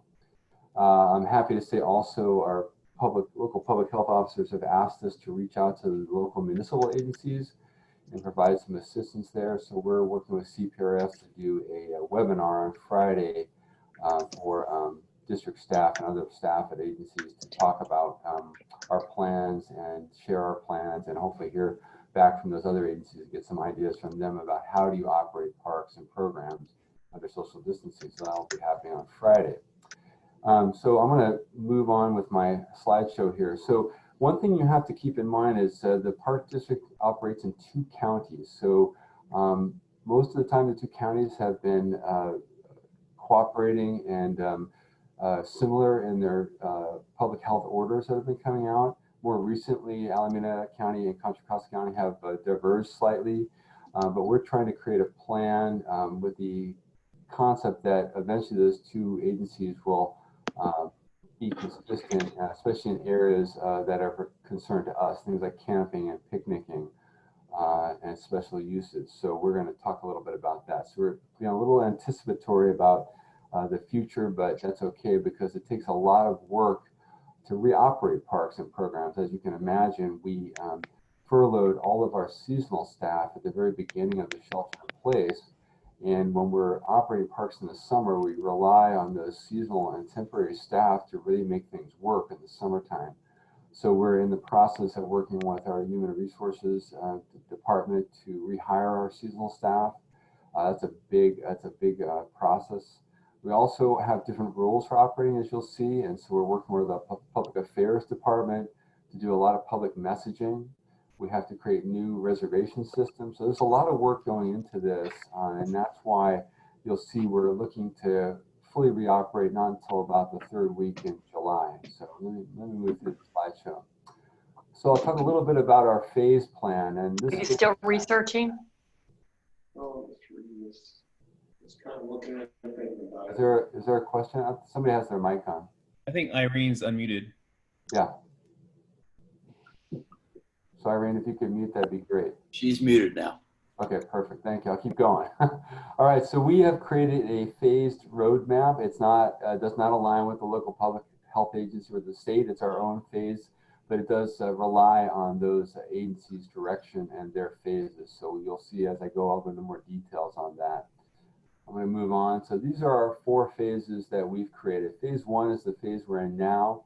This is reopening parks and park areas and some other facilities and services that we can do without having additional staffing. So we're in the process of doing that now, and I'll go through each of these in a little more detail here in a minute. Phase 2 is where the real action occurs. This will be Monday, July 20th.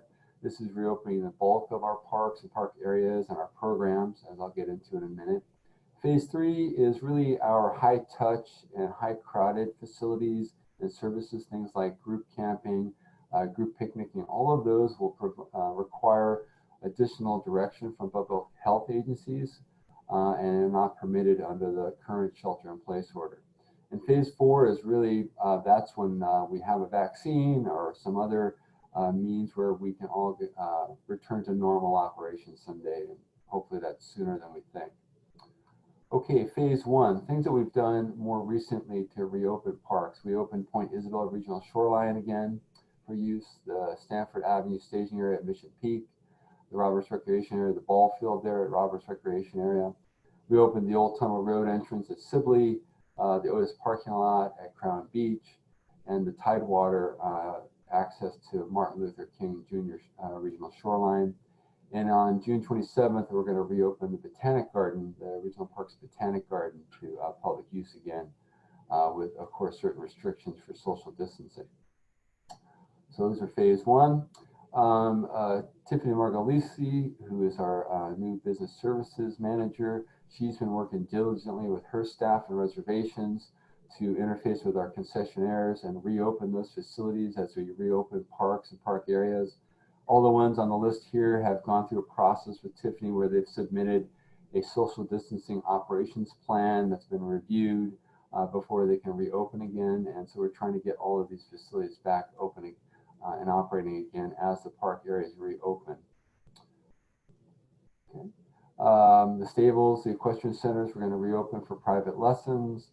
We're working on reactivating some of our special uses, things like at Shadow Cliffs, the open water swimming clubs who operate under special use, the Portuguese Water Dog Club. Those are just some examples of things we're trying to reoperate as we move forward.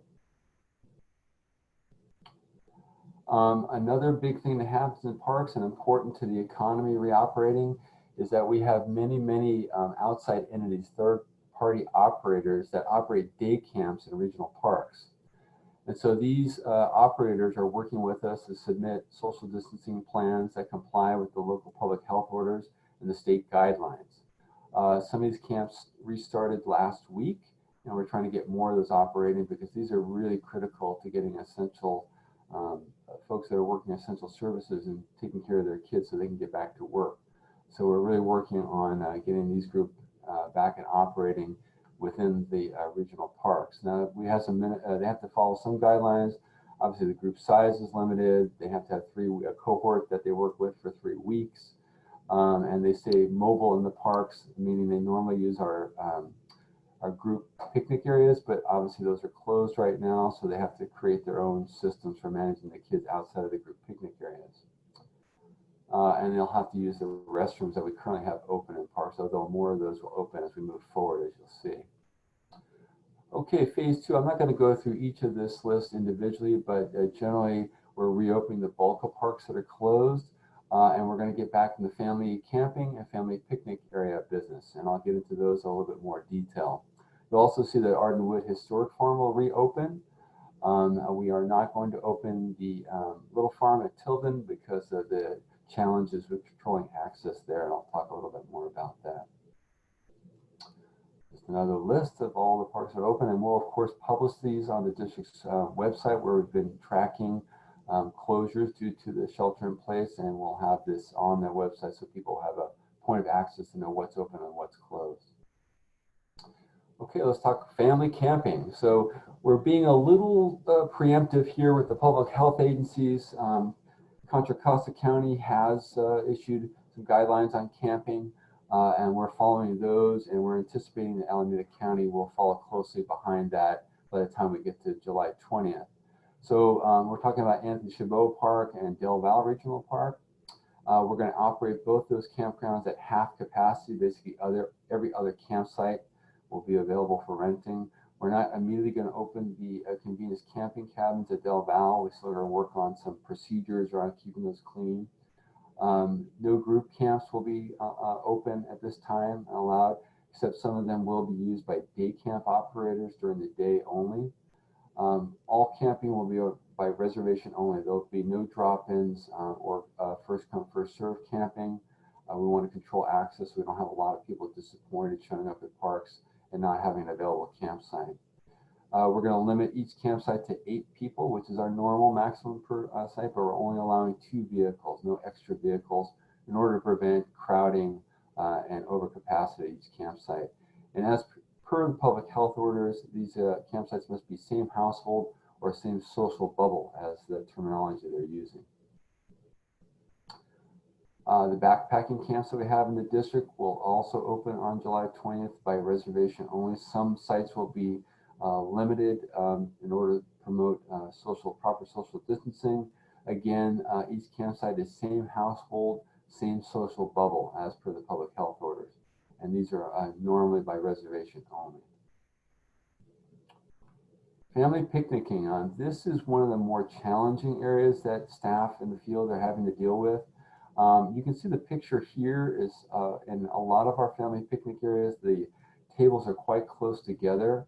So staff are going through each family picnic site. You've got to remember we have about 3,000 picnic tables district-wide, and we're going to be removing some tables so that we have proper distancing between tables, roughly around 10 feet.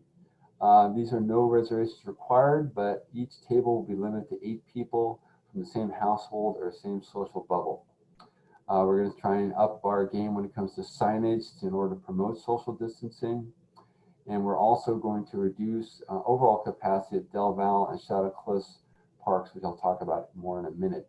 One thing you have to realize is that if you see the picture here, these tables are cemented into the ground. This is quite a bit of work. We're actually going to be expending quite a bit of budget to remove these tables and store them and make the area safe after they're removed. So opening of the picnic areas, hundreds of picnic areas in the district-wide will take some time, but we hope to have many of them open by the July 20th date, and more of them will open after that as staff get to that. You might remember that this time of year, the park staff are really focused on weed abatement for fire prevention. That is our #1 priority this time of year. As we get further and further into the summer, we need to get that work done for the safety of park visitors and our neighbors. So that is our #1 priority, and we will get family picnic areas open as we can. Boating and vessel inspections, because the parks have been closed and we've had to develop protocols for doing vessel inspections. As the parks such as Del Val open, we will be open for boating, and the vessel inspection programs will be working again. So we're working on getting those programs back in place as those parks open, hopefully on July 20th. Concessionaires, additional concessionaires will open as different parks open. Chautauquas Marina will open when Chautauquas opens. The Del Val Marina, Del Val Water Sports will open when Del Val opens.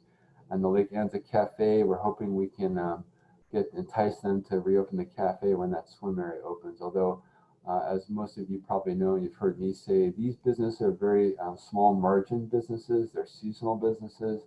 And of course, this closure period has really reduced their ability to be viable this year. So some concessionaires may choose to stay closed for the year and reopen next year, hopefully. Day camps, the Park District does offer camps during the summer usually. We've obviously had to change up our programming around this area. We're also limited to the 12-person maximum, 10 children, 2 adults, 3-week minimum cohorts. We have disinfection protocols, camper health screening protocols that we're working on, and social distancing for the groups. Same rules that apply to our third-party operators. And then we will also be offering some virtual day camp options for those parents that opt to keep their children home during the summer. And we hope to get these started in early July if we can. Programs, obviously a big part of district operations is having public interpretive programs out in parks. That's going to be very restricted due to social distancing requirements. You've probably seen some of the virtual work that our natural staff have been putting together, the videos and other Zoom type of events they've been managing. I'm very proud of this work. I think they've really been pushing the boundaries of creativity, and I see more great work coming out of our natural staff and our recreation staff as we move forward.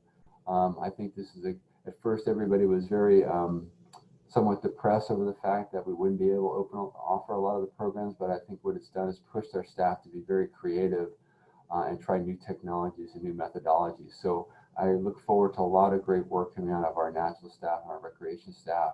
Obviously, any public programs will require a pre-registration or reservation, and will be severely limited number of people to promote social distancing. Swim areas. I don't have Pete DeQuincy, our aquatics manager, with us, but I won't get into the details of how they're going to manage the social distancing within swim areas, but I can tell you generally how we're going to operate. All of the gated swim areas that we have, Culp Canyon, Diablo Foothills, down Castro, Lake Anza, Lake Temescal, and Roberts, those will be limited in the number of people that can enter the swim area to promote social distancing. We'll essentially be allowing swimming by reservation only. We'll have 2 sessions per day, 1 a.m. session from 11 a.m. to 2 p.m. and 1 p.m. session from 3 p.m. to 6 p.m. The gap of 1 hour in between the 2 sessions will allow the lifeguards and operations staff to sanitize the area, reset the area for the second session. You may already know that Contra Loma is going to undergo repairs to the lagoon bottom to promote safety. This is the plaster bottom, the cementous bottom of the pool is being repaired. We're hoping that may be done by August, and we may be able to reopen that for swimming this season. That'll depend on how that project goes, but we're keeping our fingers crossed. The open water swimming we have at Del Valle and Shadow Cliffs, obviously there's not a control point or a fencing to control access to these areas. Our strategy is going to be different here as we're controlling overall access in terms of number of vehicles allowed into the 2 parks, roughly 50% of the parking capacity. One thing I do want to point out at Del Valle, the campers will not be included in that maximum capacity. They will be allowed to come in and fill the campground, the 50% campsites at the campground. It's separate from the parking day use parking capacity limitations. So the concept here is we're limiting total access to the park in order to limit the number of people in the swimming area overall. Okay. And then phase 3 is really requiring, these are high touch, high crowding facilities, things like the Little Farm at Tilden, Lake Chabot, Nike Road will remain closed for now. And then the group camps and group picnic sites will have to require additional guidance from public health. And we don't have a timeline on that. A lot of our high test facilities, such as the merry-go-round, the train rides, and group lessons at the stables and the water sports facilities will again require direction from public health. Special events, large special events such as races, other large gatherings will not be allowable until we get direction from public health, as well as use of our reservable facilities. We're waiting for direction from public health. The visitor centers under the current public health orders are considered indoor museums and will remain closed until we get direction from public health. And then we'll continue to provide virtual field trips when schools resume. I think our staff has some great ideas around helping teachers do that virtual work and keeping our kids safe. And then phase 4, basically this is when we have a vaccine or other solution for the pandemic and we're back to normal operations and everything reopens again. And I'm sure all of us cannot wait for that day. All right, I will stop screen sharing so I can see all of you. Well, looks like just me right now. And I'm open for any questions, Rick, that anybody may have. I see a question by Bruce Brubaker. Hey there, Jim. That was a great presentation, and it really described how much work it is to do this. It's amazing how much stuff you guys are doing. I was wondering if you have hired up seasonal help, or are you still hiring? Because there must have been a pause in that. Are you talking about the seasonal staff, Bruce? Seasonal staff, yeah. Right, we did furlough all those staff initially when the shelter-in-place order took effect. Luckily, I guess I should turn on my camera. Well, okay, I want to keep going.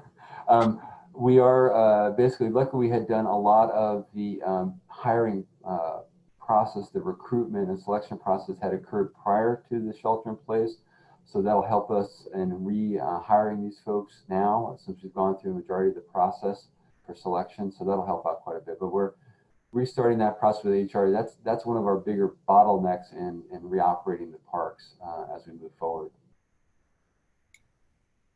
Thanks. Great. Adela.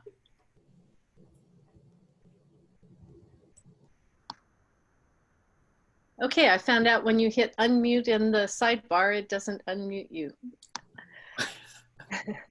Anyway, Also, I'd like to, Jim, I'd like to echo Bruce's comments that you guys have been doing an awesome job with a really difficult situation. I just wanted to share some observations, and Jim, you actually have already heard some of these from my experiences in West County. I've been really pleased to see at Wildcat Canyon Regional Park, people have been, and there we have some very wide trail areas. People have been really good about social distancing and wearing masks and even stepping aside, even when there's already 6 feet, even stepping aside to let people pass. And it's been really a nice experience. Also seeing a lot more new people out there.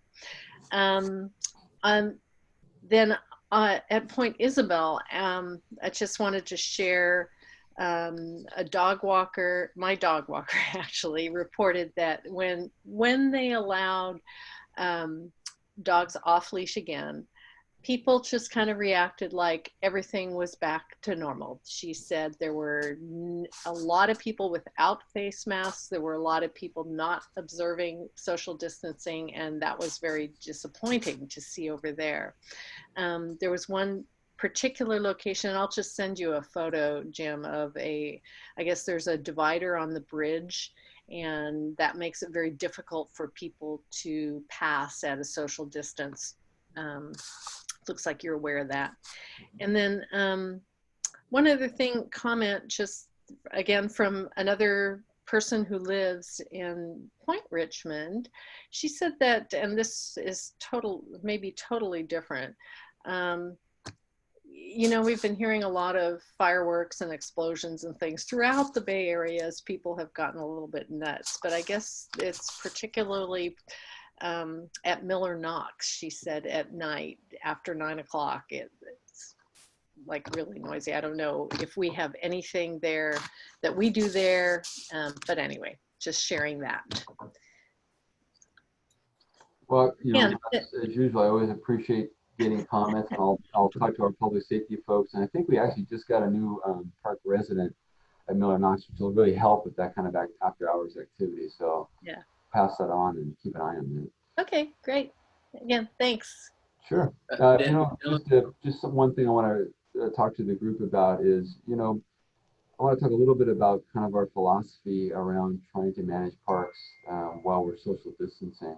You know, I think all of you have experienced this, or you will experience this. There's a lot of tension out there in the community for multiple reasons now, obviously. But, you know, the social distancing, I can't remember what week we're in, but we're over 3 months now, and there's a lot of tense people in the community, and they're coming out to parks.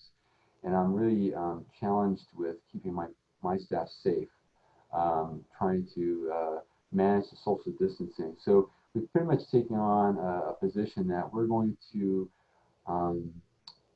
provide the opportunity for people to social distance and keep themselves safe in parks, but people have a personal responsibility to wear their mask, to keep their distance. That's the real challenge. My staff are very zealous about trying to keep people safe, about trying to take care of parks, but I also need to keep them safe. So we've taken a position that we're going to provide every opportunity in terms of our facilities and the programs that we set up to allow for social distancing, but people do have to take a personal responsibility to follow those practices and ensure those practices. You know, things like early on we talked about gate openings. That's, you know, hundreds of people touching a gate. Everybody should be either wearing gloves or bringing hand sanitizer. I mean, that's really part of people's responsibility because we can't sanitize all those surfaces, obviously. Restrooms, same thing. We're trying to up our game in restroom cleaning. But again, personal responsibility comes into the fact is you need to have some sanitizer with you. You have to wear a mask. All those things come into play. So we're doing the best we can, you know, on our side of the equation, and then we need the public to really step it up and do their part.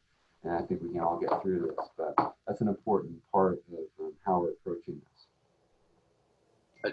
Jim, I just will add that I was at Point Isabel the other day, and I did notice that on that narrow bridge that Adela mentioned, people were waiting for the traffic in the other direction coming across. I believe there may be a sign there now asking people to observe one-way traffic because it is so narrow. But that is a bottleneck. Yeah, it is, unfortunately. Okay, any other questions? Annie? Hi. Yeah. Well, Jim, thank you so much. I don't know if I can. Oh. Jim, thanks so much for this presentation and for all that you're doing. I wish that more people, especially more park users, could hear your presentation and Deborah's presentation from earlier, because they would, I think it would help convey how complex this is. You know, they're not, you just don't open up the gate and open or close. There's just so many considerations, and my deep appreciation for all that you and your staff are doing in a really complex. It's not like you're in the office being able to make these decisions together. You're doing this virtually like the rest of us, and just lots of appreciation for what you're doing. Also personally, very grateful that the third-party camps are happening in Tilden because my kids are involved in them. So personally, thank you for that. I had a question about the phased approach to reopening. I know that other park agencies around the region have a similar phased approach, and thinking, with the 4 phases and a lot of coordination with public health departments. I'm wondering if you're starting to think about moving backwards, and perhaps in the fall, of moving from phase 2 back to phase 1, or different phases for different kinds of parks, more urban or more rural, or different kinds.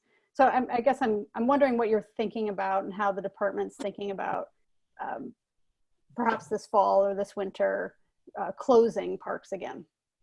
And thank you again. You're welcome.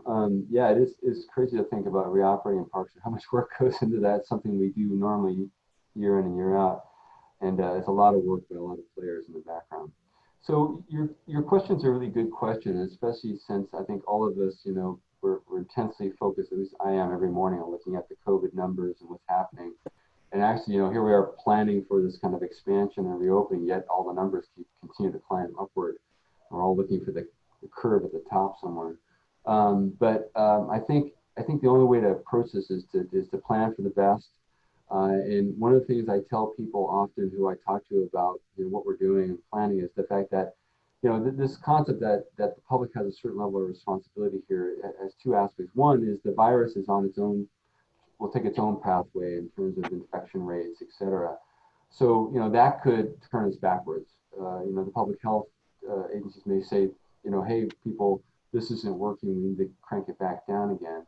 So, that obviously is out of our control, and we'll follow their direction. We have very close coordination with our 2 public health agencies.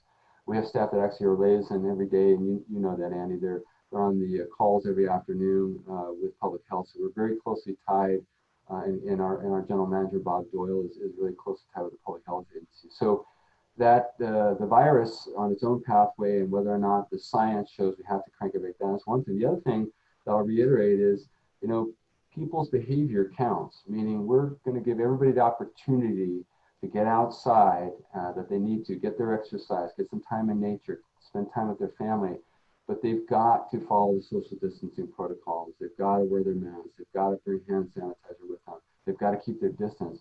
If at some point, and then because we do closely coordinate with public health may say, this isn't working at X park. We've got to shut that down or do something over here. And that's what I keep telling people is, help the park district keep these parks open. Do your part, and we'll do our part, and let's keep the parks open. But if you don't meet us part way, and we keep seeing bad behavior, that could reverse things. So we're trying our best to keep parks open, to open more parks, so we spread out some of the use. That's what we're trying to do. But people have to work with us. We can't do it alone. The regional parks is a big system, largest regional system in the nation, but we still have a pretty small staff that are trying to manage these 125,000 acres. Great, thank you. Louis, you have a question. Yeah, it's thanks for the report. It's a really difficult challenge that you're working on. I think you're doing a good job. But the other thing I noticed, I guess you're monitoring, you know, how park usage has changed or during the pandemic. And what I've noticed is a lot of trail use, you know, like you said, like we all know, like crowding, but also a lot of maverick trails that have been opened up by, you know, people just going where they want to go and following cow trails. And some of these, you know, have, I think will cause future erosion problems and so on. And I know this is more of a long range question, but has the district considered developing or kind of looking at some of these areas, because they get a lot of usage more than ever? And if we kind of regularized some of these other trails where they wouldn't cause erosion, they'd have more space, more opportunities to hike, and less crowding because of that. Just my suggestion, I would encourage you to look at it that way and kind of redevelop or develop some of these trails a little more. That's an interesting concept, Louis. You know, we've done some mapping. You know, this year we started a trail crew that we have. Patrick Demmons is our trail crew lead, and we've been mapping some of these what we call bootleg trails or outlaw trails, and it's quite extensive in some of the parks. I mean, just in Briones Park, which was the first park we really mapped out, we had over 18 miles of these bootleg trails everywhere. The concept of allowing the use, making it official use, is interesting. I mean, all of you have been involved in the discussions around trail use and the trails workshop that we had last year as part of the board workshop series. Opening up new trails to use is quite a challenge, both from a planning perspective and a resource protection perspective. So that's not something we take lightly, and it's a pretty involved process. Just look at, you know, Sibley and the work we've been trying to do there around the land use plan and the idea of trails at that park. So it's quite a bit of work to do that. So it's a good idea to try and spread some of the use out, but we also have an obligation to protect these parklands into the future. Okay, thank you. Andy Carey. Okay. Thank you very much. I wanted to thank you again for producing this plan. And I guess I have a question about the park I know best, which is Ardenwood, Ardenwood's a joint venture with the city of Fremont. In particular, the house is operated by the city. Are you guys coordinating with the city on this? Yes, absolutely. Ardenwood itself, the entire park is owned by the city of Fremont. And as you stated, we operate under an agreement with them, the majority of the park, and the city still operates through a docent program, the Patterson House, within the park. Yeah, we're coordinating closely with them. In fact, I was on the phone with Suzanne Wolf, the Community Services Director, just this morning, talking about various park issues. So yeah, we coordinate very closely with the city of Fremont. Good. That's what I want to know. Thank you. Great.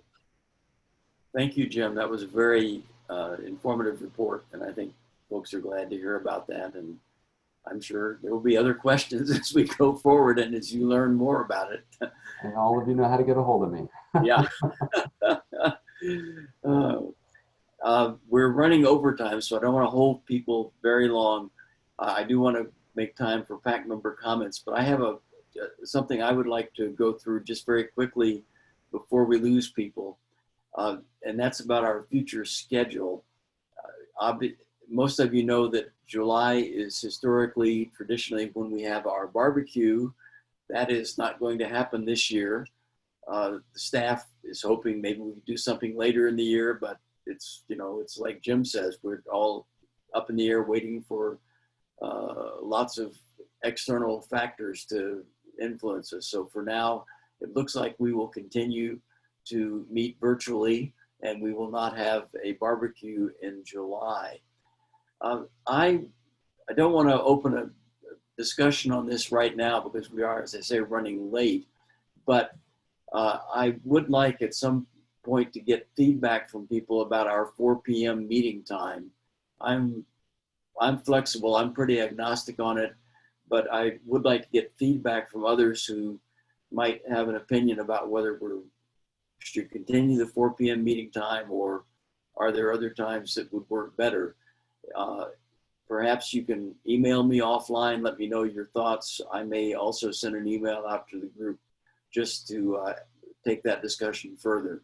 But for the moment, we will continue to meet virtually. So just keep that on your schedule and we'll see what the next meeting looks like. With that, I will open it to PAC member comments, if any.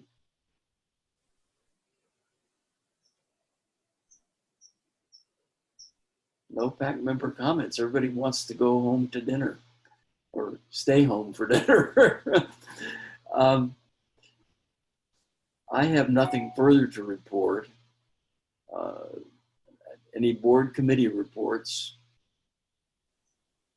Any old business? Any new business? If not, the meeting is now adjourned. Thank you, Rick. Thank you. Thanks, Rick. Thank you, Rick. Guys, good night. Thank you. Bye. Good night. Bye. Everybody. Thank you. Bye-bye.